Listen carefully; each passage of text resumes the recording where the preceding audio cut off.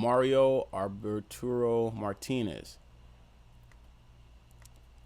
He's accused of he's an accused assassin of presidential candidate Luis Donald Coloso, and he was sentenced to 42 years in prison back in what year was it? 1994. So I don't know if he's gonna get out no time soon. Next up, we have how do you pronounce this? Miguel Trevino Morales, commonly referred to as Z40. Shout out E40 and Z40. He's a former drug lord and leader of Los Zetas, considered to be very, very, very violent. And he's one of the most wanted drug lords until his arrest in 2013. So pretty much what he did was he was the leader of Los Zetas. And you know what I realized? A lot of these guys, their charges are similar. They're like the leaders of a cartel. The cartels get charged with murders, and then they can't find the actual people who did the murders, so they go after the head honchos. But that's what he was known for, though: is drug trafficking, murder, and money laundering, and being the leader of Los Zetas. And yeah, he's arrested and is currently being held. Sorry about that. On March 27th, 2017, Trevino Morales was transferred to a federal prison in Juarez through a precautionary inmate rotation program. He was then imprisoned in Jalisco outside of Guadalajara until June 30th, 2020, whereupon he was transferred to a federal center 17 located in Buena Vista, Tomatlan, Michoacan. So he's in there right now, and he's not out or getting out. Next, we have Mario Armando Ramirez, commonly referred to by his aliases as El Pelon or X20. He's a former deputy leader of the Gulf Cartel, and he was extradited to the United States December 18th, 2017. Next, we have Eduardo Arellano Felix, the former leader of the Tijuana Cartel. And so, basically, he is believed to be one of the most sophisticated brothers and had taken control of the cartel. He was wanted by the Mexican and United States authorities in connection with smuggling of several tons of weed and coke from Mexico into the U.S. each year. He and his sister, Anita Arellano Felix, became the leaders of the drug cartel after their brothers Javier was arrested by U.S. authorities, and his brother Ramon, believed to be the most ruthless member, was eventually killed in Mazatlan shootout with the federal police in 2002. Another brother, Benjamin Arellano Felix, the mastermind, was arrested in 2002. He was captured by the federal police after a shootout in Tijuana on October 26, 2008, and was sought by Interpol in 180 countries. I didn't even know we had that many countries in the world. The U.S. State Department was offering $5 million for the information leading to his arrest. He was charged in the U.S. Southern District of California with conspiracy to import cocaine and marijuana. Authorities say Arellano did not go down without a fight, despite having his 11-year-old daughter near him. On the same day, the Mexican military also arrested another alleged lieutenant of the TJ cartel in a separate incident. Luis Vasquez, known as El Guerrero Cameroon, or the blonde shrimp. Although the arrests were blows to the Arellano Felix cartel, did not dismantle the organization, which is now being led by Eduardo's nephew, Luis Fernando Sanchez Arellano. Next up, we have uh, Luis Fernando Sanchez, and he was the former deputy leader of the Tijuana cartel, and he was referred to as El Ingeniero, the engineer. He's a suspected drug lord and former leader of the TJ cartel, drug trafficking organization in TJ.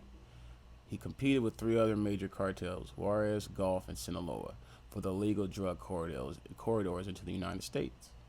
You know, Tijuana, and Juarez. The TJ cartel, or the Arellano Felix organization, has been described as one of the biggest and most violent criminal groups in Mexico. The Tijuana cartel was initially composed of 7 brothers and 4 sisters who inherited the organization from Miguel Angel Felix Gallardo upon his incarceration in 1989 for his complicity in the murder of the DEA agent Kiki Camarena. It's a trip because a lot of these dudes that were here at this prison or there at this prison, they all like know each other. It's crazy. It's like a bunch of buddies that just knew how to trap for real, and really run it up. But yeah. So he's currently in prison. And let's see how much time we got.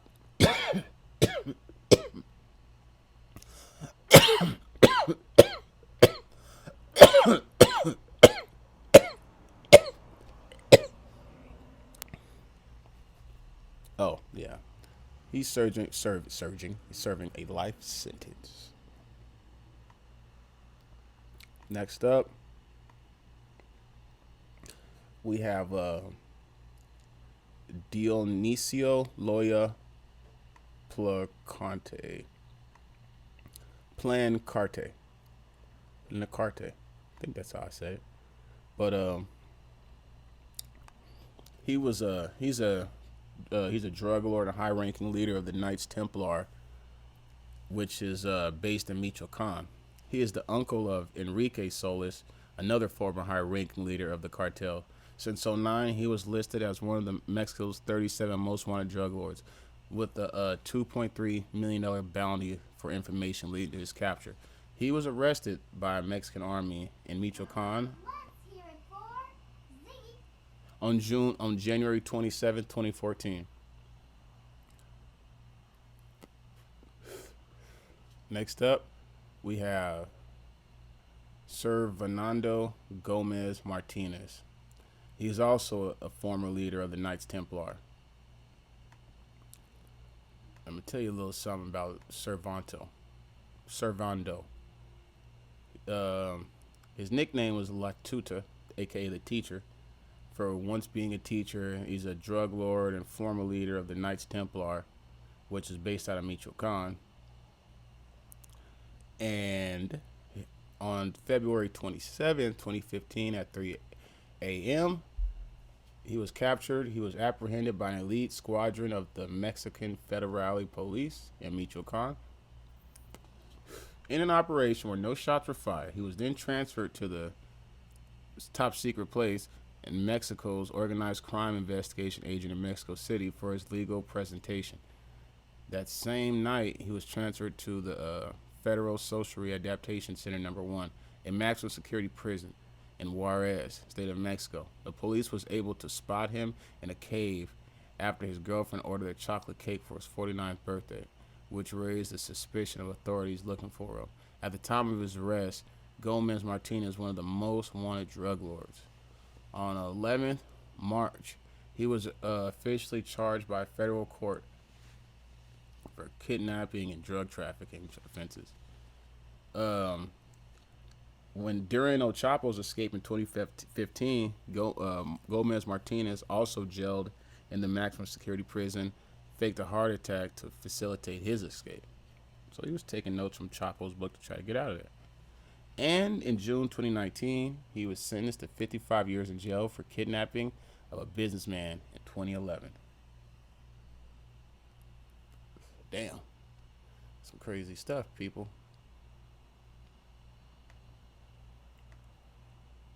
Next up,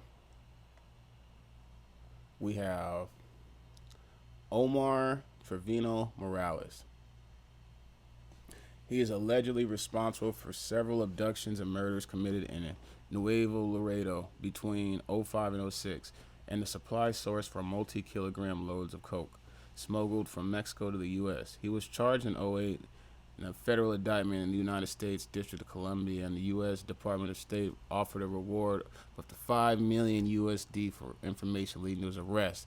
On March 24th, 2010, the U.S. and the Foreign Narcotics Kingpin Designation Act, sometimes referred to simply as the Kingpin Act, they used that to put against him for his involvement in the drug trafficking, along with 53 other international criminals and 10 foreign entities. The act prohibited U.S. citizens and companies from doing any kind of business or activity with him and virtually froze all his assets in the U.S. Damn. But at around 4 a.m., March 4th, 2015, he was captured inside his house in an upper-class neighborhood in Nuevo Leon by the federal police and the Mexican army. Not a single shot was fired. And, yeah, they just picked him up and took him in. And it was over for him. Next up, we have Abigail Gonzalez, Valencia. Let me tell y'all a little something about Mr. Abigail over here. On the 28th of 2015, February 28th, he was arrested in a restaurant in Puerto Vallarta, Jalisco, following a joint operation led by the federal police, NSC, in the office of the general prosecutor. He was arrested with four other people, a Mexican, 2 Colombians, and a Venezuelan. The arrest was a result of an intensive investigation by the CEDO, Mexico's anti-organization crime investigation agency. Prior to his arrest, investigation led a Mexican court to issue a subpoena in order that asked for Gonzalez to appear in court to testify against the accusations. He was accused of being a financial operator, managing international drug trafficking shipments to the U.S., and overseeing arms trafficking. And at the scene, investigators seized a grenade, a package with about a kilo of coke, several cell phones, a vehicle, and fake IDs. According to law enforcement, $50 million to not appear on television or have his pictures of him released to the press, but his offer was turned down. He offered $50 million for them not to mention or show his face that he got arrested. $50 million. Dude was playing with some chicken, y'all. Like some real chicken. Like, that's crazy. I've never heard nothing like that. Someone said they'd pay so much for you not to mention them. Next up, we have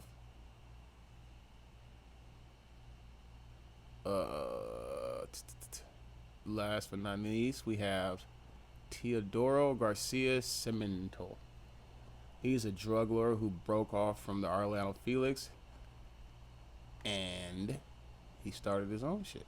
But let me tell you a little bit more about him. So I know you guys would like to hear about the guy. The federal police was offering $2 million for his bounty. He was also wanted by the DEA, and he was arrested on January 12, 2010, by Mexican federal police in a luxury home complex named Fita Paz, located in La Paz, Baja California. Sir, he was arrested together with an individual by the name of Diego Raimundo Guerrero Garcia. 1 month later, on February 7, 2010, Manuel Garcia, his younger brother and lieutenant, was arrested in Baja California. Authorities feared Manuel was planning to reignite a gang war for control of TJ's drug trafficking routes. You know, regardless of all this stuff that they have going on, I go to Mexico quite often. I really just go to TJ, though, on some tourist type stuff, or Ensenada. It's such a beautiful place. The food is amazing. So don't let this, deter you from Mexico. These are just small areas of Mexico that has issues like this, but Yeah, I just wanted to put that out there. Anyways, thank y'all for watching. Drop a comment and stay tuned for the next one.